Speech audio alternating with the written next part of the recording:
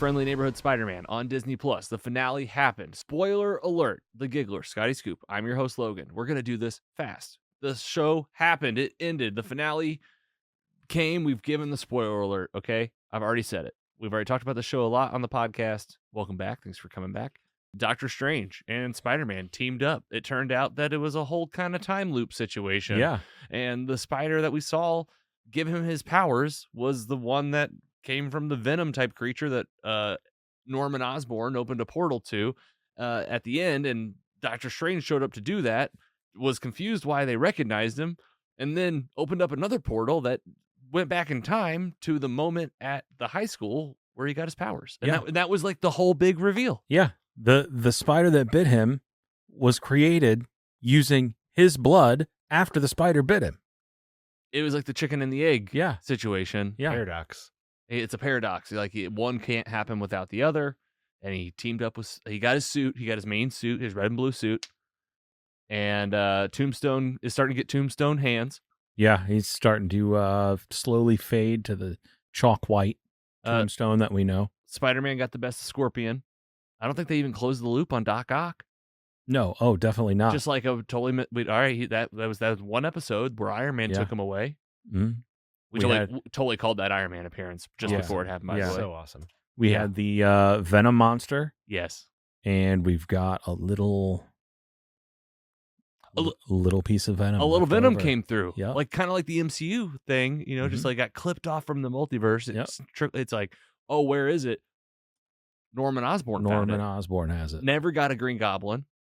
I think the Venom that he's got is going to make him maybe turn him into some type of goblin. What about character? Nico? Did she get her powers? Like she had powers the whole time. Nico has had powers the whole time. She's a classic character from a group called the Runaways. Right. Yes, you've talked about that. Yeah. Okay. She's a hypocrite.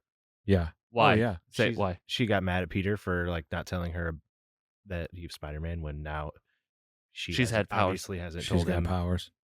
But she didn't become a superhero and like have this big public thing. Yeah, that's what she's mad about. She's mad that he kept that side from her. Didn't he saved her life though, right?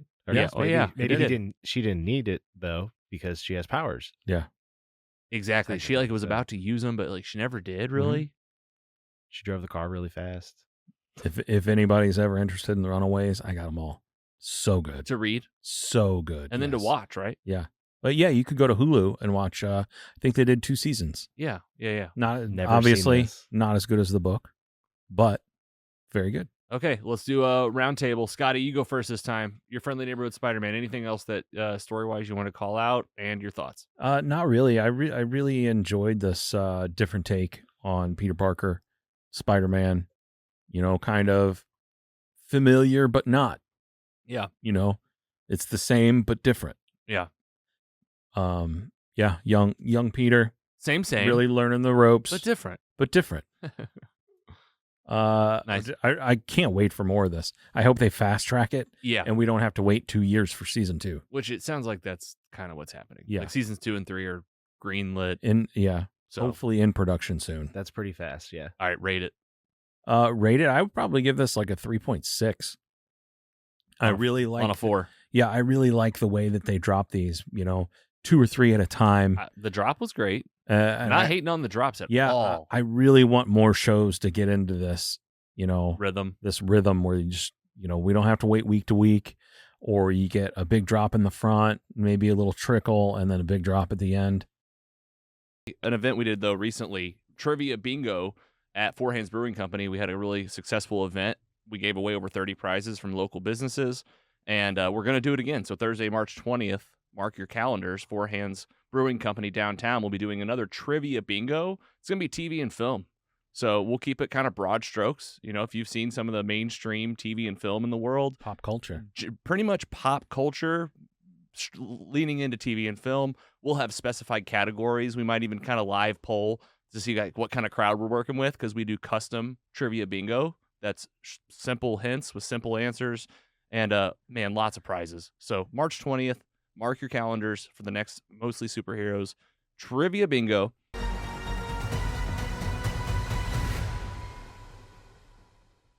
And we have an announcement Taps for Team Jakey is back. Sam Zeller, how are you, man? Welcome back. Dude, I'm good. Better after this news. This is good news. This is long time coming. You- I can't even remember the last.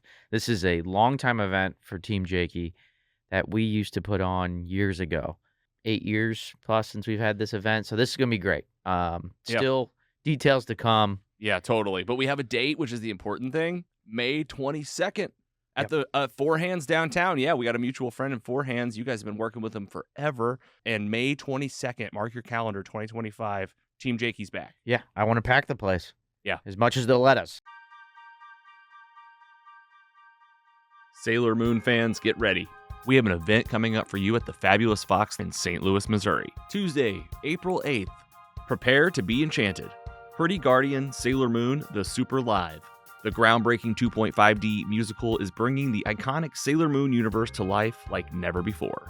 This stunning stage adaptation, based on the legendary manga and anime, transports audiences into a dazzling world of magic, friendship, and justice. With its electrifying performances, unforgettable choreography, and show-stopping music. This production was the first ever 2.5D musical to hit North American stages, ushering in a new era of live theater that merges the visual style of manga and anime with the immersive power of live performance. Pretty Guardian Sailor Moon, the Super Live, is a one-of-a-kind experience that will captivate fans of all ages. With book, lyrics, and direction by Kari Mira, who you'll recognize from The Musical Prince of Tennis and Tokyo Revengers the Musical. Choreography by Satomi Toma, and music by Go Sakabi and Kyohi. This is your chance to see Sailor Moon like never before, live on stage in a spectacular 2.5D musical event. Feel the magic, witness the excitement, and be part of the phenomenon that's captured the hearts of millions worldwide. Pretty Guardian Sailor Moon, the Super Live, Tuesday, April 8th at the Fabulous Fox in St. Louis. Get tickets now at fabulousfox.com. Enter to win tickets from Mostly Superheroes, the podcast, at mostlysuperheroes.com/contests. Don't miss your chance to see Sailor Moon live. Pretty Guardian Sailor Moon, Super Live at the Fabulous Fox in St. Louis. Tuesday, April 8th. Get your tickets now at fabulousfox.com. We got pretty cool ads on this podcast, I'll give us that. However, you might be like me when it comes to certain content, and I just don't want the ads. As little as $1.99 a month, you can get ad-free content from Mostly Superheroes. That's right. Patreon, Apple Podcast, Podbean, all of these channels offer ad-free versions of our episodes coming out early, including the patron pre-show, the show before the show. Open up Patreon, Apple Podcast, or Podbean, or go to mostlysuperheroes.com/support to learn more. Thank you for supporting your favorite independent podcasts. All right, Giggler, Guys, we didn't even talk about one of the most important things. please, Maybe you weren't let's leave it on the table. maybe you weren't watching close enough. The in finale. Watcher. You talk about my favorite part. Yes. That and then Iron Man. And I'm a Spider-Man fan. Okay, but all right, no, keep going. You're right. No, that was Uatu just or awesome. a Watcher. I don't know like what the- the implications there are, but it's just like what if? it's kind of like it could be just a wink of like, hey, it's all connected. Yeah, It it could is. just be that, or like It a Marvel is. animation, Easter egg. It's kind of like thing. it's always connected, even Yeah. when. And I'm smiling. I'm ear to ear on yes, that. yes, I loved it. It made me so happy. But I agree with Scott. Overall, I think my rating's about the same at a 3.7 out of 4. I mean, Spider-Man always reels me in, but I really like the new take on this for sure. Coleman Domingo was great as Norman Osborn. His voice was in one of the Batman Unburied podcasts, I think, and he was Batman, and I just like it was just weird because I was just hearing Batman the whole time when it's Norman and Osborn. But overall, yeah, definitely really excited of like the groundwork that they laid, because it's clear like this is going to be a kind of a slow play of like a villain released. So I like where they laid like the groundwork for like the Easter eggs basically for each villain, how they're going to start, and I don't know, we'll see. I think next season will be even better. Fair share. All right. And with me, I liked this show. I did not love the show, but I didn't hate the show at all. Like there's no hate here. The animation style is one of the most unique I've ever seen. Never seen such rich, vibrant colors. And then I just felt a little bit like it's geared toward a younger crowd, which is cool. It was a little bit slow. I mean, it seemed like that it was getting fast on the storytelling for a minute when you're bringing in all the villains, but in reality, it was kind of a slow story and kind of a lackluster finale for me. I think that these shows and these animated shows even, they have like a tough bill to serve, like to really be something that's wow, and to be like, Invincible and X-Men 97 with like this wow plot that's moving so quick. And even like you could compare this to Into the Spider-Verse that has such emotion and speed to it that is kind of exhilarating, whereas this one was more of like a cool factor.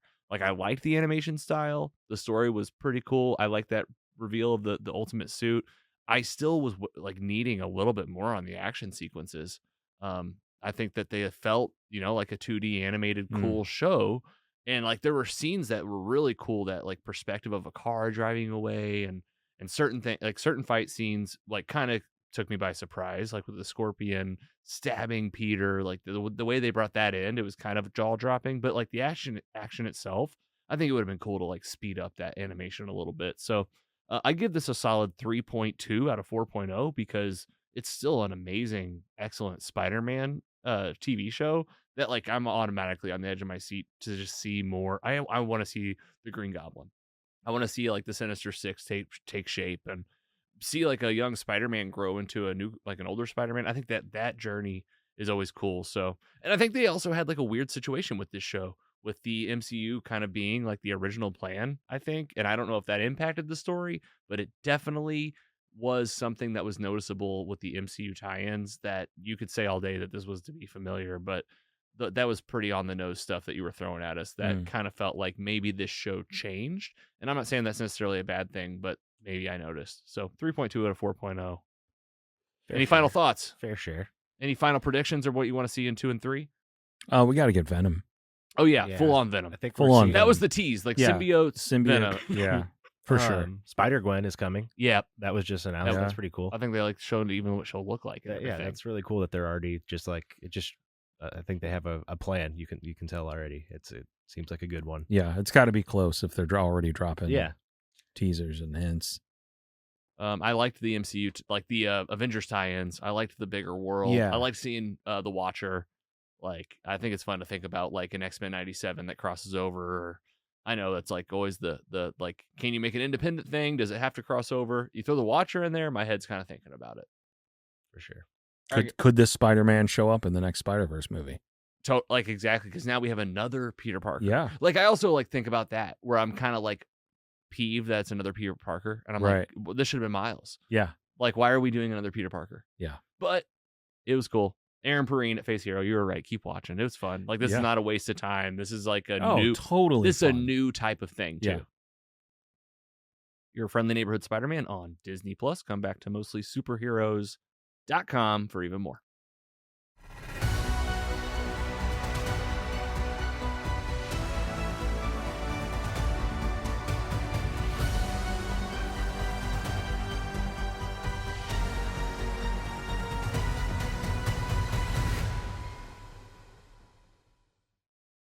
Mostly Superheroes is proud to be funded in part by our sponsors.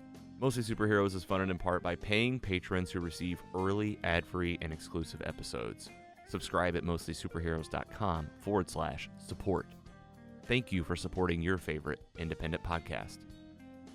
Mostly Superheroes is an independent podcast owned and operated by Carrogan Ventures in St. Louis, Missouri. Hosted by Logan Janis, Andy Hunn, and Scott Swearingen. Brand and creative by Carrie Clark Design. Music by Audionautics. Learn more at audionautics.com. Find more at mostlysuperheroes.com.